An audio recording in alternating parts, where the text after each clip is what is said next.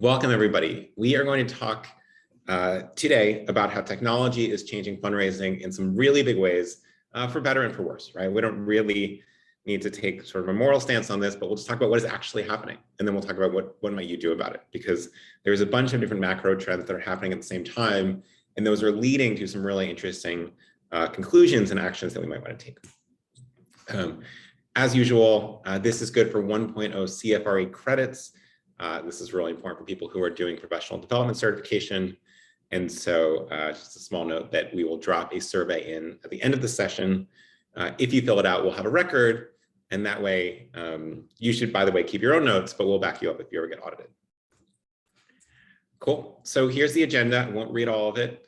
Important note here at the bottom is that we will send the recording and the slides around later today. Someone will still ask in 10 minutes in the chat whether the recording and the slides will be sent around. But the answer is yes, they will. And this way, if you have friends or colleagues that couldn't join, also if you don't want to take notes and you just want to be able to refer back to these later, that would be great. All right, so quick introductions. I've met so many of you virtually or in person, but my name is Patrick. I'm delighted to be the co-founder and co-CEO of FreeWill, alongside my wonderful friend and colleague and co-CEO Jenny Shah-Spradling. And we're really, really excited about working alongside the whole FreeWill team, which actually is about to hit 200 people. So that's wild and exciting and a little scary for me, but I'm very excited about it. We also are about to hit $5.5 billion raised through a whole bunch of different things: bequests, stocks, QCDs, crypto. So that is cool. So yeah, by the way, in case anyone ever feels like it, there is a careers page on freewill.com. So feel free to check it out if there's anything that fits your needs and fancy. A couple other things before we get started. One thing we like to do as a big thank you is to share books, some of our favorite books, with a bunch of friends like you, and who join and take an hour out of your day. And so we're going to share this book by Mauro Guillen, which we've shared a couple times, but is great. People keep raving about it. It's called 2030, How the Biggest Trends Will Collide and Reshape the Future of Everything. It's really interesting to start thinking about what's changing now and what is that likely to mean for the near future. And so that's what this book is about. It's also, by the way, what most of the session is about. Just make a note in the survey if you'd like us to send you a copy, tell us where to send it, et cetera, et cetera. Okay, let's talk about you, how your week is going. A couple things to note here. This blue line at the top is happiness. A little bit of a trend down. That's not great to see, but also a little bit trend down in anxiety. I don't know if people have sort of fully gotten into the work year, and it's just weighing on people a little bit. But that's how folks are doing. And then when we ask you how confident you are about hitting your goals this year, exactly the same as a few weeks ago, 2 weeks ago, when we last met. So interesting to see that holding steady a little bit under 4 out of 5. All right, well, let's talk about shifts in fundraising. And before we go forward, we'll take a really quick look back. It's sort of interesting. Professional fundraising is this massive industry right now, right? There are hundreds of thousands of people employed in the nonprofit world, in particular development jobs, but that wasn't always true. So let's take a quick look back here.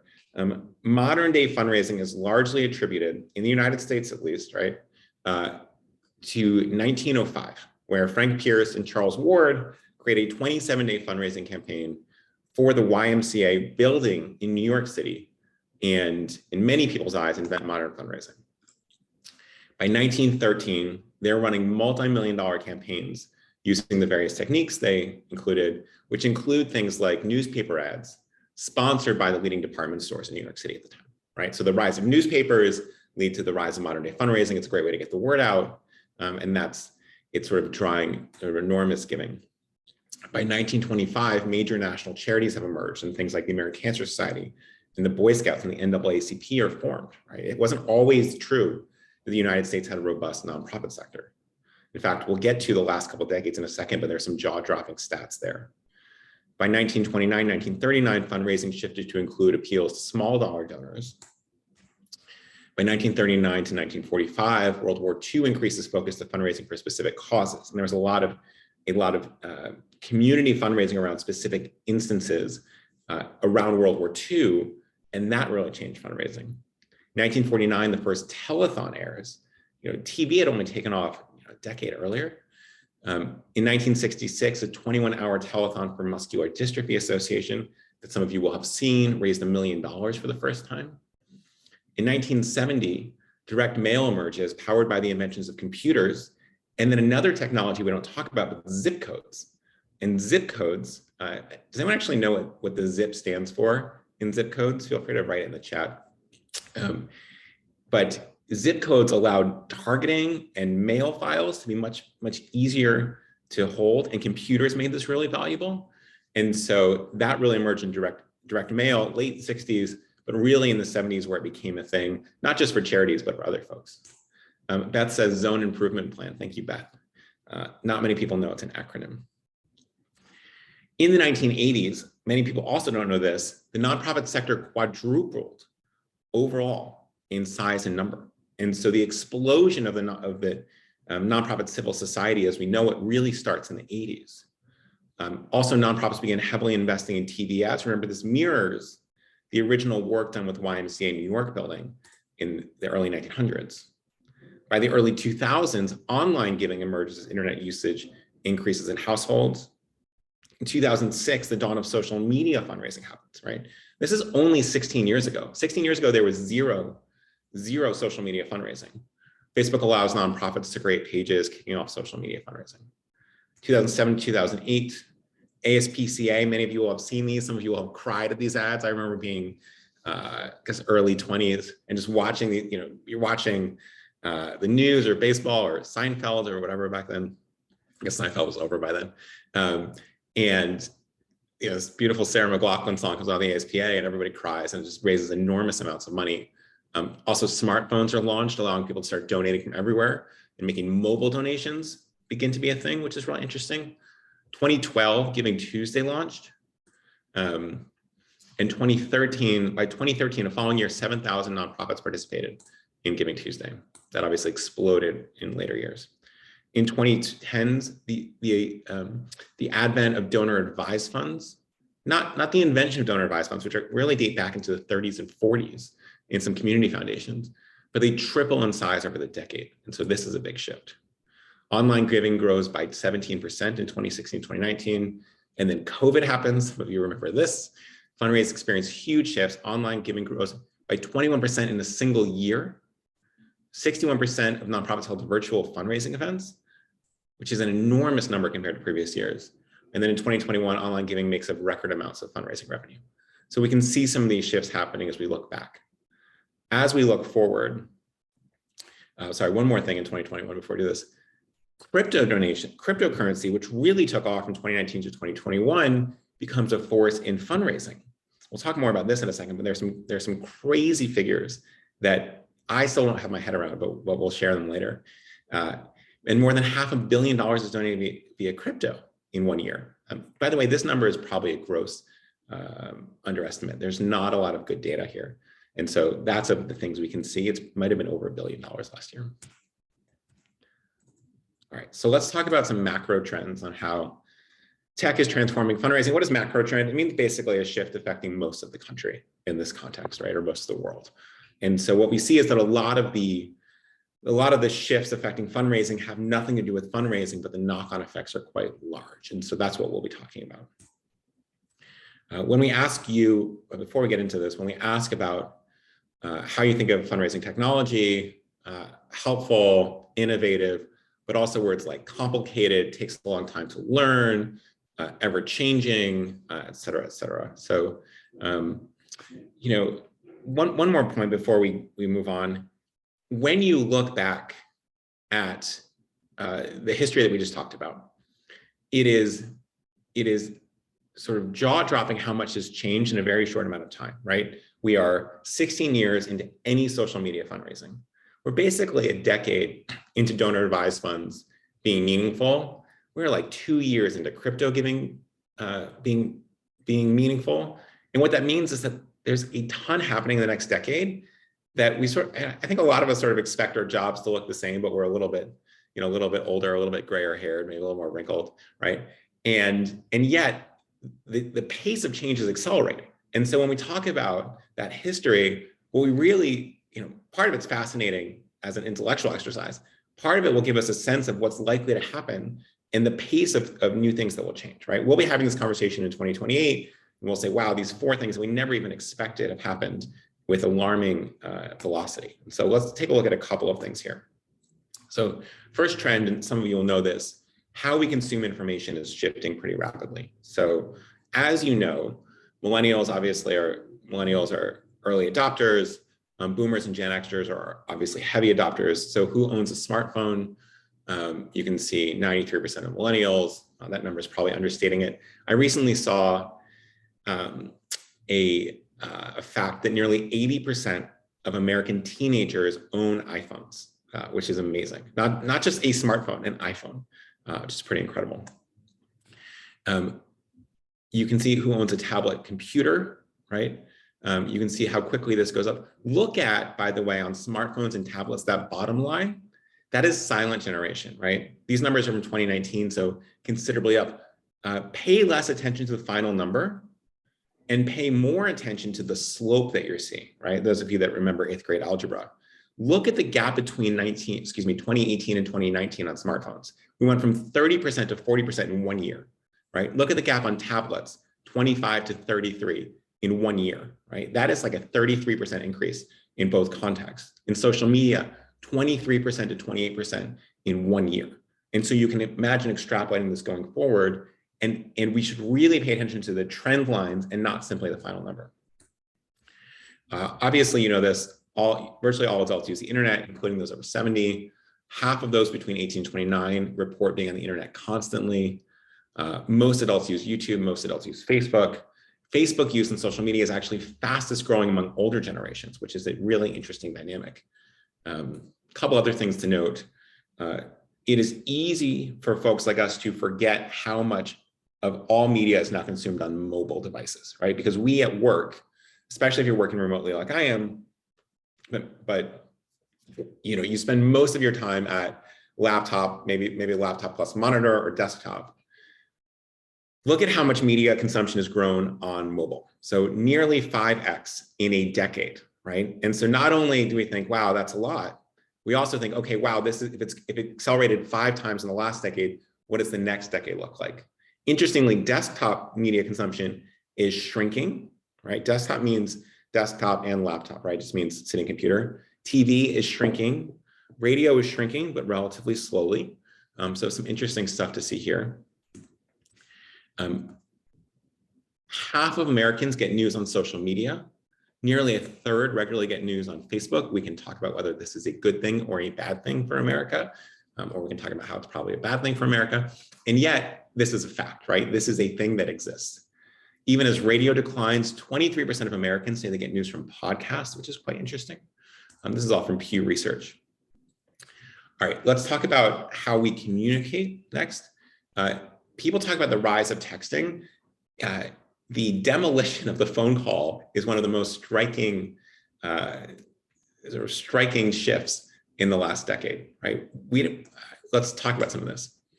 Dramatic improvements in technology for illicit marketers means that Americans receive roughly 50 billion robocalls a year in aggregate, plus billions of live unwanted marketing calls, right? So we're talking about, let's say there's 100 billion unwanted phone calls a year in a country of about 280 million or so US adults. Only 19% of Americans pick up unknown numbers. Only 16% of women will pick up unknown numbers. Only 14% of upper income Americans will pick up unknown numbers, right? It's not that the phone call has disappeared as a concept, right? You still talk to your parents, you still talk to your cousins, your friends, your children. And yet, if a number shows up, your willingness to pick this up, research shows that it's gone dramatically down and will continue to decrease, right? So let's sort of keep in mind that we are just at a point in history and not the end point of things. And so this evolution downwards is only continuing. What else is happening? At the same time, nonprofit text lists grew by 26% in 2020, compared to only 3% growth in email lists. And marketing texts have a 94% open rate compared to emails, which are about 15%. Click-through rates from nonprofits are 6.3% and 10% for advocacy messages, which is way higher than it was in 2019. People active in a nonprofit's texting program are 60 to 90% more likely to donate than those who receive only emails. And many donors, especially younger donors, prefer text to calls, but virtually all donors across the board, including all those over 70, text on a weekly basis. And when we mean weekly, we really mean daily, right? Text messaging is ubiquitous. It is as ubiquitous as phone calls. It is actually becoming more ubiquitous than phone calls because many people will just simply not pick up a number they don't recognize. But they will always open text messages they don't recognize. And so there's a really big shift here. We'll talk more about that in a second. Just one small piece of context as we were putting the finishing touches on this presentation. I received 5 unwanted phone calls this morning. And so it's a busy day already in the unwanted phone call part of my life. One other note is that the rest of the internet and the rest of the commercial world is getting very good at personalization, and this is really shifting. 80% of consumers are more likely to purchase from a brand that provides personalized experiences. 58% of people say they prefer to hear from an individual within a nonprofit, versus 42% of respondents who say they prefer to hear from the organization as a brand, right? This is an important point. People don't want to be treated as monoliths. They want to be treated as special. It's been beaten into us by society for a long time. Nearly 60% are inspired to give from requests by donor relationship managers, right? So if you continually make it clear that you're addressing a single person, you will have vastly more experience in a world that is inundated by marketing. All right. Let's talk about number 4. So we've talked about how we communicate, how we get information. What else is happening? Money is changing dramatically. And this is really important because it has incredible knock-on effects for the way we think about fundraising. 90% of Americans now use mobile banking apps. 40% of US financial decision makers say they have digital financial accounts, from fintechs to startups or digital businesses launched by traditional banks. 1 in 10 financial institutions say they will launch crypto trading services this year. So we've talked about how mainstream, in the past, we've talked about how mainstream crypto has gotten, and now your mainstream banks are starting to offer crypto services. Let's take a look at this mobile adoption by generation, right? Okay, so Gen Z, 95%, millennials, 91%, Gen X, 85%, boomers, 60%, seniors, AKA silent generation, 27%. That is not the point of this graph. Look at this little code at the bottom, December 2020 to May 2021. This is a 6-month change. Gen Z up by 9% in 6 months. Millennials up by 8% in 6 months. Gen X up by 12% in 6 months. Boomers up by 18% in only 6 months. I mean, this is exploding. When we do this session next year, you'll see all these numbers in a vastly different place. Seniors from 18 to 27%, that's 50% growth in usage, right? The number of seniors using these tools in 6 months. And so this is changing much faster than people realize. And it's a really interesting avenue. What else is happening alongside this digital banking is digital investing. And this changes the way people handle and use and think about investments.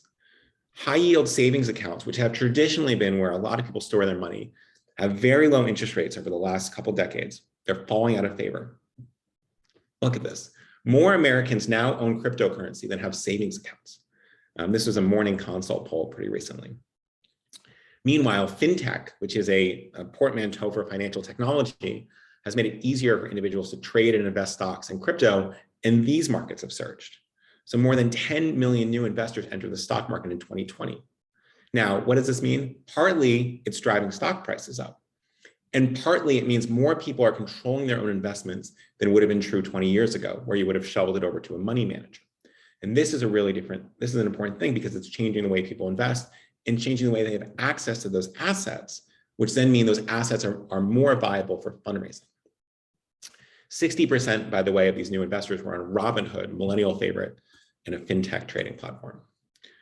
This all, by the way, all encompasses some pretty extraordinary shifts, right? On the left, you see the US stock market as illustrated by the S&P 500. On the top right, you see the growth in crypto. It's just sort of generally astounding how much these assets have appreciated. shared this before, but the evolution and the rapid adoption of crypto is historic in its nature. So 16% of US adults have now invested, 41 million Americans own crypto, almost as mainstream as the stock market. And then NFTs, folks know what NFTs are? Called non-fungible tokens. These are things that live on the blockchain. They tend to be digital assets. They reached $17 billion in 2021, which was a 200x jump over 2020. I think that's 20,000% increase. I could be wrong there. And it's just an extraordinary growth in the market. And now you have these other assets that are worth about $18, $20 billion in aggregate that are potential for giving as well. Here's the last thing that should blow your mind about crypto. It certainly has blown mine. There are about 700,000 millennial millionaires. This number is growing steadily as that population ages and accumulates more wealth. According to a recent CNBC survey, more than half, 53% to be exact, have more than half of their wealth in crypto. This is not counting primary residence to be a millionaire. 1/3 have more than 75% of their wealth in crypto. This is from CNBC. Another thing that really stuck out at me here, which is really interesting, the sort of small note at the bottom of this article from CNBC, of those 700,000 millennial millionaires, where did most of them get their wealth, right? Oh, thanks. Michael says there's a missing zero, but it's 70,000. Trust me on this. So, excuse me, 700,000. Trust me on this. So pop quiz, where did most of these people get their wealth? Millennial millionaires, 700,000 in the United States. Feel free to enter in the chat, please.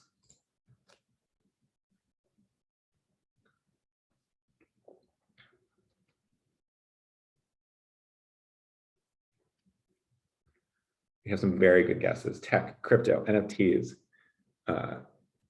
generational wealth, tech salary, stock options, etc. And then a bunch of folks say inheritance, which is correct. So more than half of these millionaires got their wealth from inheriting it. Why is that important? Because in the next 20 years, there will be $70 trillion passed on the Great Wealth Transfer.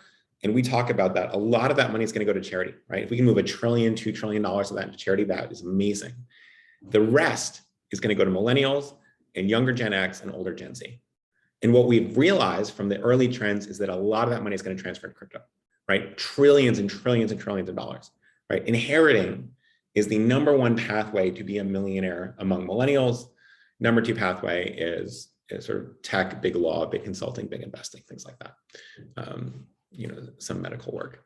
But inheriting is the inherited wealth of millennials is the dominant economic trend of the next 2 decades. And what do millennials do with that? They seem to invest in crypto. I personally think investing more than half of your wealth in crypto is borderline insane. And yet we're not making judgments, right? This is what is in the world. And so we as an industry adjust to it, make the most of it, and use it to raise the most money. All right. What else is changing? Giving is changing. Online giving has increased by 42% in the last 3 years, made up 13% of all giving in 2020.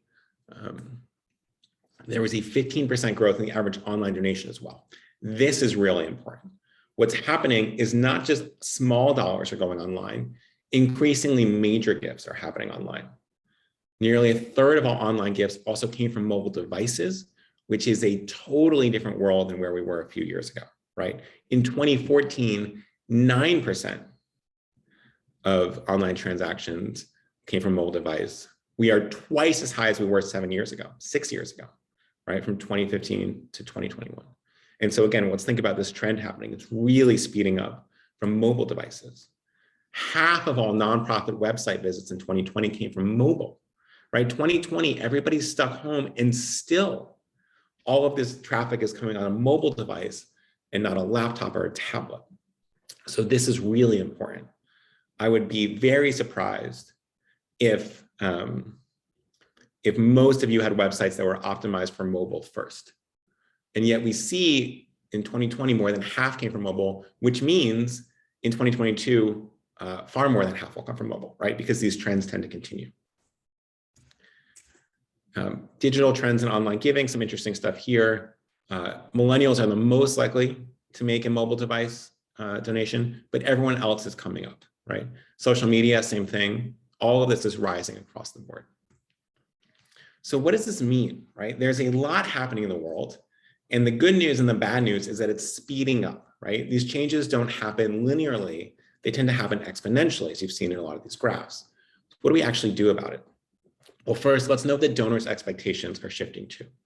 So your donors, their wealth, they're all moving online, especially among younger donors, but even among older donors, right? Underestimating the online usage of older donors is a #1 mistake that we see nonprofits make. And they miss out on very large gifts this way. In 2018, right, now we're talking 4 years ago, Blackbaud showed that 54% of boomers prefer to give via online channels versus direct mail. That number is only accelerating too. It means your organization needs to be prepared to think about fundraising gifts of wealth, planned gifts, stock, crypto, online as well. The biggest mistake, another big mistake we see is that people only put this stuff in direct mail and not email and not prominently on the website, right? If your whole planned giving plan is to get a quarter-page ad in the quarterly newsletter, you are probably not doing the job you could be doing. Let's talk about what it looks like to be successful in 2022. One principle we think about is that every time a donor could be giving from their wealth, like stocks, like IRAs, like crypto, like estate plans, like donor advised funds, but they give you cash, you are losing money, right? That's just what the academic research shows. It is even more true with recent inflation. Why is that? Because people anchor to a specific amount they'll give, and that amount is going to be less useful to you than it was 3 years ago. Meanwhile, a couple shares of stock, a couple coins in crypto, et cetera, 10% of my entire wealth in a planned gift, these are all accelerating in their growth. And so cash is becoming less useful over time with inflation because people's anchoring point is not keeping up. As you know, but we reiterate this because it is the most important findings in academic research about fundraising of the last decade. But nonprofits accepting things like appreciated securities grows 6 times faster than those only accepting cash. You should be linking these giving types on your donate page and your ways to give page. But when you think about putting these in the right place, look at your website through the eyes of a mobile user and not just a desktop user. Will they see stock giving? Will they see DAF giving? Will they see crypto giving? Will they see planned giving? Today, go to your own website, not through a computer, but through your phone, and just see what it looks like. See what the experience would be of a major donor who's leafing through your website. I remember more than half of all visits are coming this way. And the amount of attention we pay to the mobile experience, especially in planned and major giving, is disproportionately low compared to the activity that we're seeing. Here's a good example on Second Harvest of Silicon Valley. Very big buttons, very clear avenues to a whole bunch of stock donations. Another way to think about this is a ton of email is now consumed on mobile phones. And think of emails as an extension of your site, right? This is how people are consuming information. In normal fundraising emails, start including links to giving stock, giving crypto, and other things like that. Here's some language you could possibly use. And then again, really set yourself 15 minutes today to use your phone, not your computer, and try to navigate to your most powerful ways of giving. How is the experience? Is it great? I hope so. But if not, what else are the other things we can do to help donors see these very powerful types of giving when they're on a phone, which is going to be the experience of most people, including your wealthiest donors and including your oldest donors. Here's another example. United Way does a very good job of a mobile-first site. So you can see it's very vertical. And when you click something like I want to donate crypto, it gives you a very easy way to do it as well. Okay. When we ask folks what your organization's main channels for engaging with planned giving prospects and donors, here's what your peers said. 2/3 said email, in-person meetings, direct mail, phone and video calls, events, social media, things like that. You can see how low text is. So we'll talk about that in a second. Text is probably too low, right? There's no text messages will have as much impact, if not more, as direct mail. It is much more likely to be opened. It feels much more personal, and it's cheaper. When we talk about major giving, okay, now we see text messaging pick up to 17%. That's important. Email is still dominant. You see some of the other factors as well. All right, so let's talk about step 2. We've talked about the death of unsolicited phone calls, right? People are simply not picking up. It doesn't mean you can't have them, but you can lead with text messages as a way to secure these calls. Sometimes gift officers fear it's too unprofessional text donors, but if you ever ask them, every donor will prefer text messages to phone calls. We are not talking about mass texting, which is what some people use. Instead, think about how you can replace traditional donor phone calls with a text or introduce the preamble to a phone call with a text. If you don't have phone numbers, you might consider adding this to surveys to collect this information. And if you don't want to give out your own personal number, which is always a concern people have, and a totally valid one, you can set up a Google Voice number to text from. This is free. And so this way, this number might actually live with your organization. So if you change jobs, which is totally reasonable, all that contact doesn't get lost. Use your first text to build connection. As an example, send updates on your mission, stories about volunteers, etc. Including images and links is really valuable. Keeping it short and personal. You should feel more intimate than emails. A couple of examples. We really love this thinking of you note. Hi, Joanna, Patrick from the Land Trust here. I thought of you today because I was walking out this morning, saw a brother and sister, maybe 4 and 6, just delighting in the daffodils in the new reserve we just opened. Their mom and dad seem to love being outside. Kids seem like they didn't usually get to spend this much time on wildflowers. I know you helped to fund this last year, and I wanted to make sure you knew the joy you were making possible, right? This is a quick note. This takes 35 seconds to dash off. Couple tips here, just coming back, multi-text messages, right? Let's go back to this. You don't see one giant, 1.5 page text, which, I have some relatives who send those who will remain nameless. Instead, multi-messages. Why are we doing multi-messages? It's extremely clear that it's from a person and not a bot, okay? Start with, hi, it's Patrick from the Land Trust, or presumably insert your own name and organization. And this way, when you get a notification on your cell phone, many, especially iPhones will do this now, but many others will as well. Many smartphones will recognize the number as maybe Patrick and not just an unknown number, or maybe Laura, or maybe Steve. And so suddenly you already have this intimacy where it's not coming from an unknown number, because Apple will immediately pull in that introductory text if you say hi and you make your own name. You can then earn permission for a call through text messaging, and the donor will answer. I hope that all makes sense. There's a quick question from Terry Lynn. You actually want to put, you want to do these individually. These are not group messages. And so we're thinking about these for some of your major donors, right? If you've got a couple hundred folks in your portfolio, it is worth texting all of them once every few weeks. Make sure messages are personalized. So hearing your own name triggers greater brain activation, particularly true with the parts associated with pro-social behavior and long-term memory. It tells your brain to pay attention, and the information is relevant to you. Personalized experiences also give this greater sense of control in an otherwise overwhelming environment. It reduces information overload, right? Do you ever call someone and they say, sounds good, but I just can't think about this right now? Their name, other specific details will really shut down that defensiveness and make them a lot more open to what you have to say. Obviously, we're addressing donors by name. Most of you have been doing this for a decade, but going beyond name, things like personal information the donor has shared with you. What's their favorite piece of art? What's their class year? What are their kids or their spouses' names? Send progress updates for causes they previously donated to. And name specific dates. This naming specific dates thing is deeply underused, right? You have this data. It lives in all of your CRMs. It's not that hard.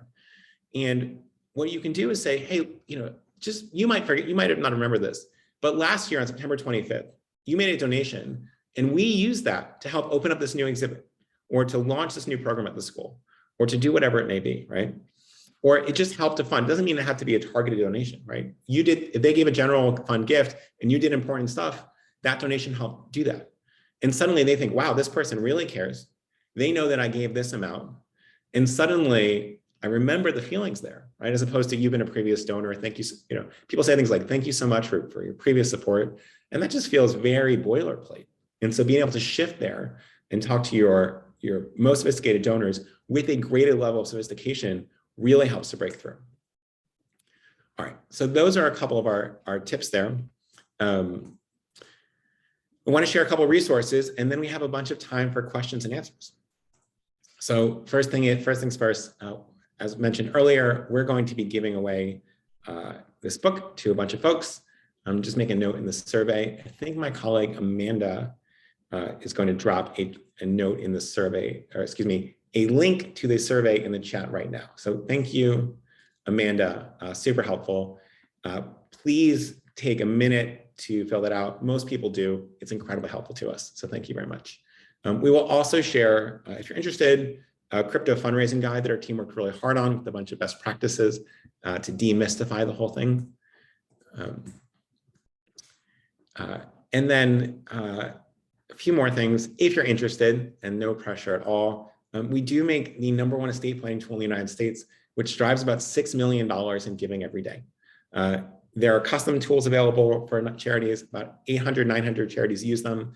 And there's another avenue where a lot of people are featured to people making their estate plans and choosing charitable giving in the county they're in the state they're in, or at a national level.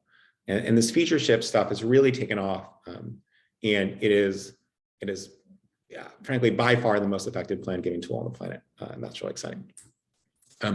Other cool tools around making it really easy for folks to give stock, especially as more and more people are moving away from financial advisors.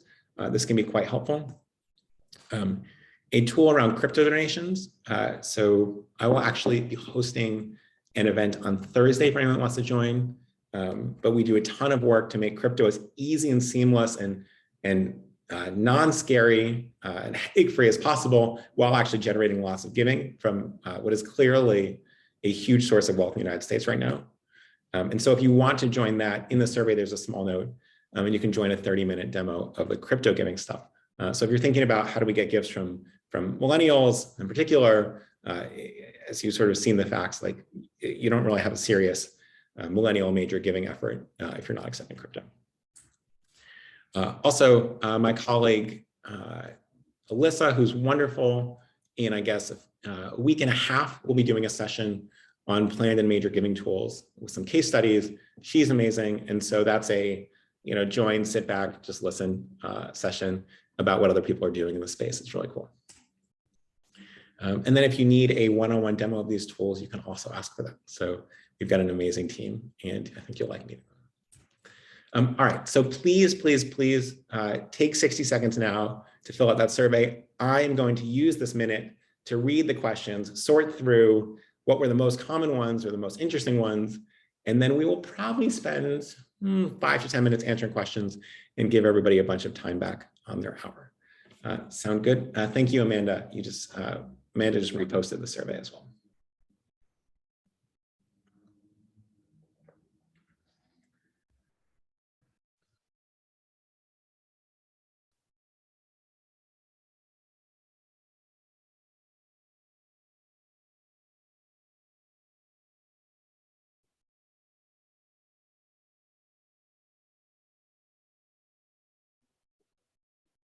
Good questions.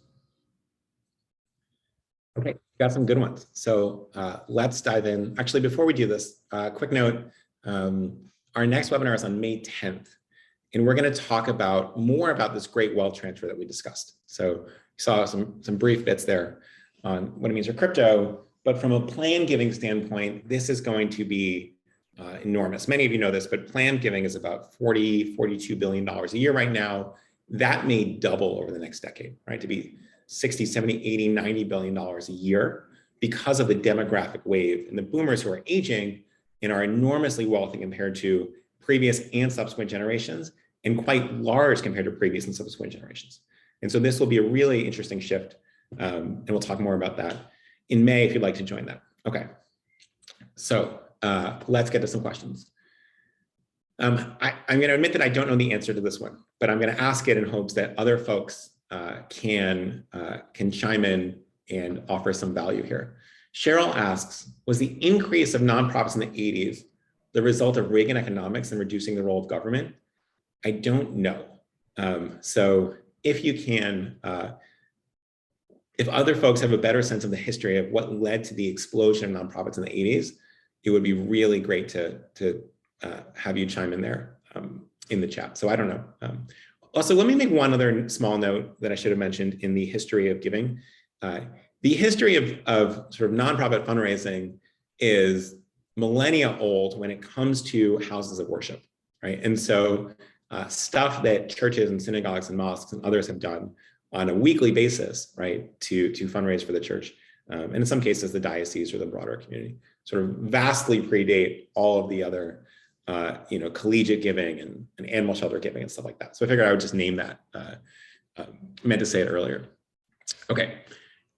Anjali asks, how has getting money from inheritance impacted millennials' attitudes towards investing in more risky investment options? Anjali, this is a good question. So I think what happens, one of the interesting things about inheritance, obviously the causes of it are quite sad for family members.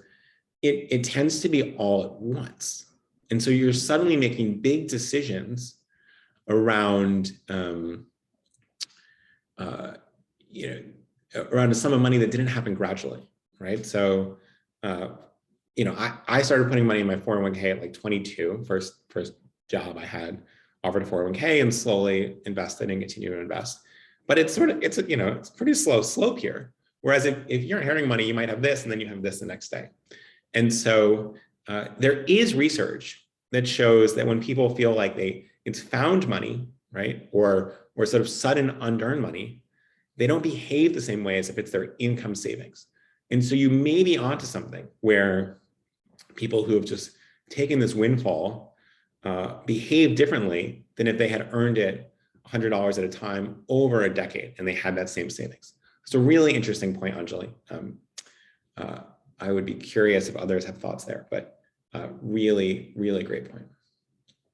Katie says, how do you think NFTs will affect the nonprofit sector? Should it be something that nonprofits can leverage? So again, NFTs stand for non-fungible tokens. This is basically digital art. There's a couple of other things that you can buy and sell on the blockchain, meaning with cryptocurrency, similar to the way people trade, baseball cards, right? So baseball cards are just stuff printed on paper, but we've collectively decided they have value and people buy and sell them at different prices based on things like scarcity and how cool it is. My guess is that over the next 2 years, and we're doing, within our crypto work, we're doing a lot of thinking on NFTs, is going to be growing considerably. And why is that? Well, you have the artists who are making NFTs who are then auctioning them off and the buyers. And rather than the artists donating a bunch of money, right, because they may not have a bunch of money to donate to a nonprofit, the idea of allotting 5% or 10% or 20% of those sales to charity is quite powerful and possible and appealing because, again, they haven't hit that money yet. There is a organization called Art Blocks, which does a lot of these, we're minting, which just means creating NFTs. And they actually mandate that for works above a certain price, a decent percentage, like 15, 20, 25% goes to charity. And so we're starting to see more and more of that. And within the tools, the crypto tools that we're building, we are working more and more to sort of engage with artists and help those folks donate to nonprofits. Great question there. Abby says, where is FreeWill getting these data points? Abby, the sources are all actually at the bottom of every slide. And so when we send it out, you can link and go to some of the surveys and things like that. Margot says, is Venmo now allowed for nonprofits? They used to keep it only for individual people. I thought they were testing it for nonprofits. I've seen some folks use Venmo. It's a good question. I think certainly more and more checkout pages have Apple Pay, which is helpful for mobile phones. But if other folks know the answer to the Venmo question, that would be really helpful. Got an anonymous question about folks who are ethically opposed to cryptocurrency. What would the ethical questions be about crypto? This is really interesting. So crypto traditionally uses a lot of energy, right? And it's fair to say, by the way, the American financial system uses a lot of energy as well. And so high energy usage is probably the number one concern. It's important to know that cryptocurrencies are not all the same, right? In the same way that, you might feel differently about ExxonMobil stock versus stock in Sears or something like that. And so different cryptocurrencies use vastly different amounts of energy, and some of them are actually built to be carbon neutral. So it's all over the place. It's a good question. One thing to note actually is that if you're accepting cryptocurrency and selling it for cash, you're actually taking it out of circulation or sort of pushing down the price a little bit, right, by taking crypto and moving it into cash. And so it's actually having a positive effect on the environment by taking crypto that otherwise exists and moves around and moving into US dollars, which are more energy efficient. 2 questions. Crystal and Sam both ask, how can we talk to leadership about the change in communication going to text messages?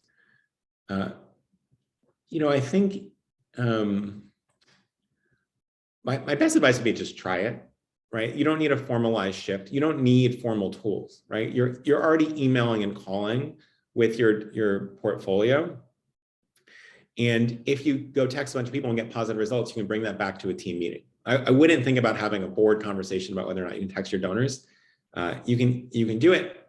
We have seen overwhelmingly positive results from personal messages, right? Not sort of this sort of mass spammy messages, but personal messages to your major donors. And so I would just go for it and see what it like. Maria asks, by the way, are other development folks on this call using personal phones? And Maria, as I mentioned, you can actually use Google Voice and text from your computer, which actually has the benefit of being able to use a big keyboard and go faster.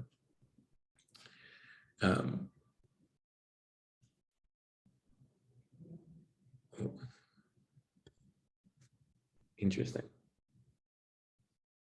Sorry, Tracy just offered some context on the 80s. That basically there was a big investment in capacity building and fundraising. And so that allowed the move from largely volunteer-led nonprofits to more professionalization, and that was really interesting. Ben says, how do you know if donors' phone numbers are capable of receiving text messages? Ben, if you text, you will often get a response that's set from Verizon or something that says this is a landline. And so most donors are now giving out their cell phone numbers, right? If someone says, what's your phone number? Nobody is giving out their landline. And so I wouldn't stress about that too much, but you will get a bounce back message in some cases.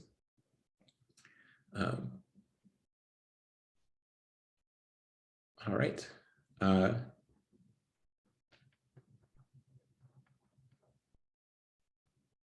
Eva asks, how do we make sure we don't over communicate to donors and have them close the channel? We have lots of donors who are sensitive to the cost of our fundraising operation.